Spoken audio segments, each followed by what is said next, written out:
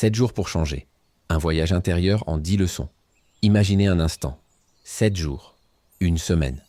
Pas une éternité, mais assez pour semer une graine, pour allumer une étincelle, pour changer quelque chose en vous. Ce n'est pas une course contre le temps, mais une danse avec lui. 7 jours pour écouter, pour sentir, pour devenir. Pas besoin de tout bouleverser d'un coup. Non, il s'agit de petits pas profonds qui résonnent longtemps après. Dans ce voyage, je vous propose 10 leçons. 10 vérités simples, mais puissantes, comme des pierres posées sur un chemin. Elles ne viennent pas de moi seul. Elles sont là, dans l'air, dans la terre, dans les questions que l'humanité se pose depuis toujours. Prenez-les, portez-les, laissez-les vous guider. 7 heures ensemble, c'est long, mais c'est aussi un cadeau. Alors, commençons. Leçon 1. Le silence est une porte.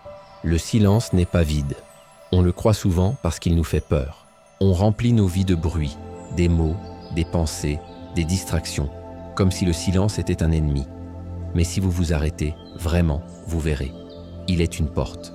Pas une porte qui enferme, mais une porte qui ouvre. Dans le silence, vous entendez ce que les paroles cachent. Votre souffle, vos doutes, vos rêves. Il ne juge pas, il écoute. Pensez-y. Quand tout s'agite autour de vous, que faites-vous? Vous parlez plus fort, vous bougez plus vite. Et si, au lieu de ça, vous vous taisiez?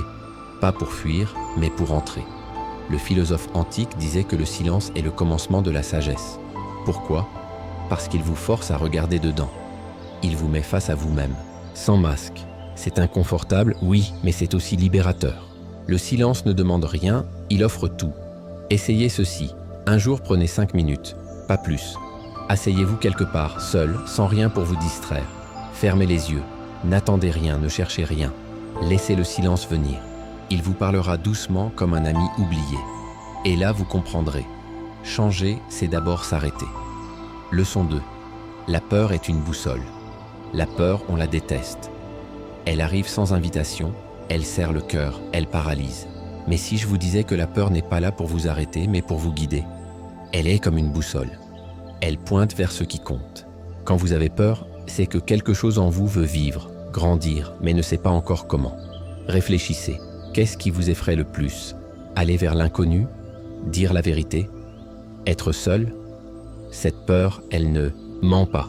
Elle vous montre où il y a du sens, où il y a un trésor caché. Les anciens pensaient que le courage n'existe pas sans peur. Ils avaient raison. Le courage, c'est marcher avec elle, pas contre elle. La peur n'est pas un mur, c'est un pont. Alors, ne la fuyez pas. Accueillez-la. Demandez-lui « Qu'as-tu à me dire ?» Elle vous répondra peut-être pas en mots, mais en sensations. Elle vous dira où aller, même si vos jambes tremblent. Changer, c'est transformer la peur en allié. Leçon 3. La lenteur est une force. Tout va vite, trop vite parfois. On court après le temps, après les autres, après nous-mêmes. Mais la vraie force, elle est dans la lenteur. Pas la paresse, non, la lenteur consciente.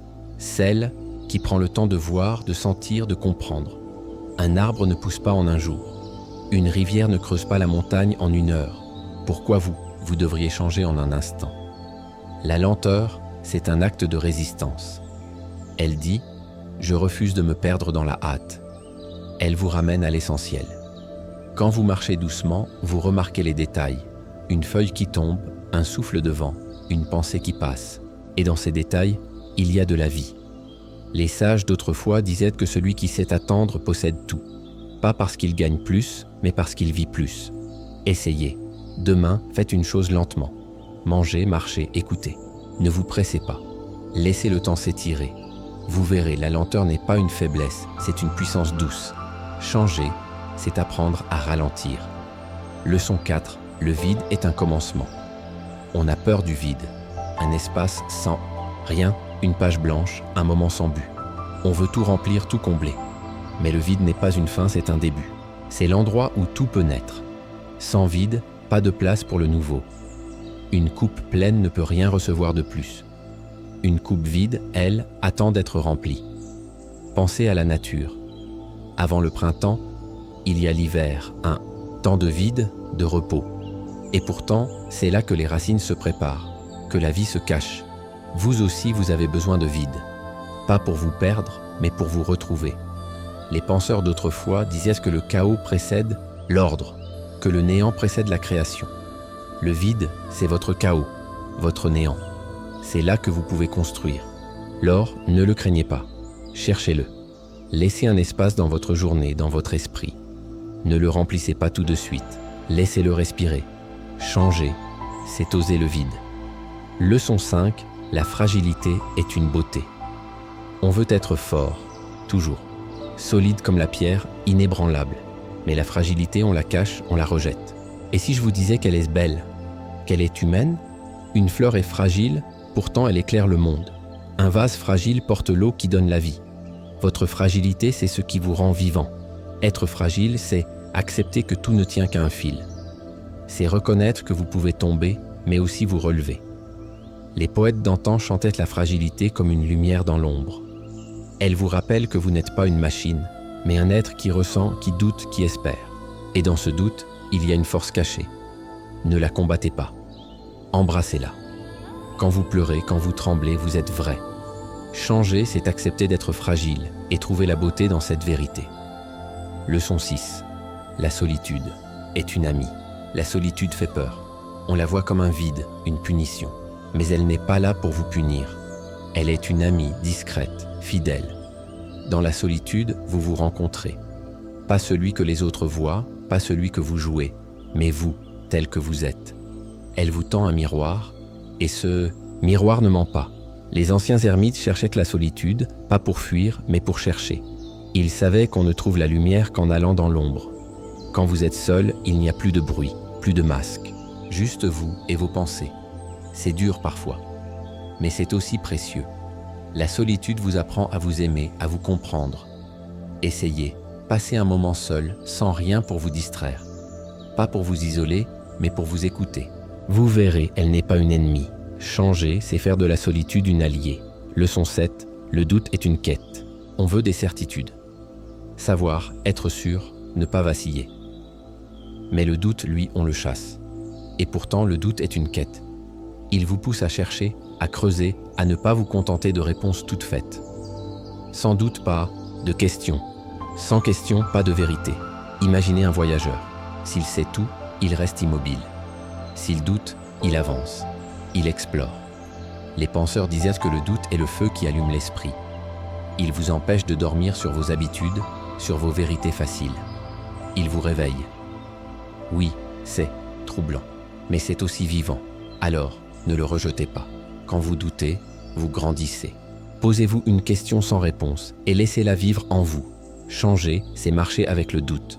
Leçon 8. La simplicité est une richesse. On accumule des choses, des idées, des désirs.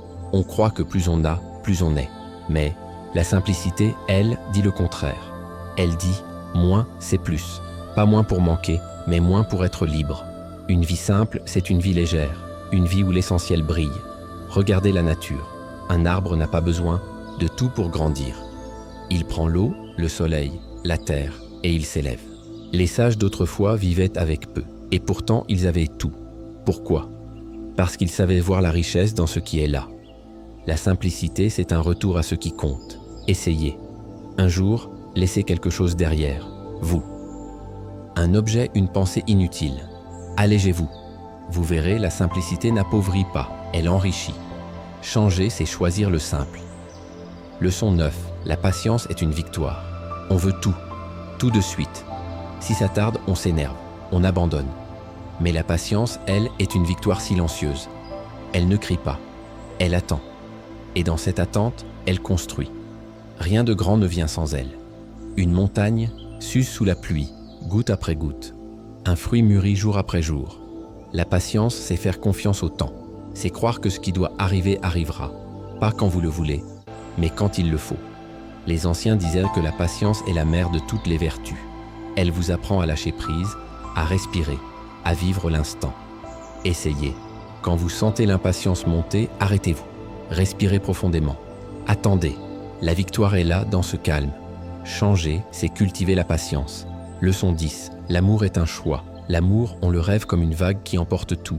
Mais l'amour vrai, c'est un choix. Pas un sentiment qui vient et part, mais une décision, un acte. Choisir d'aimer, c'est dire oui, même quand c'est dur, même quand ça fait mal. C'est donner sans attendre, écouter sans juger, Être là sans fuir. Pensez-y. Aimer, c'est voir l'autre, vraiment.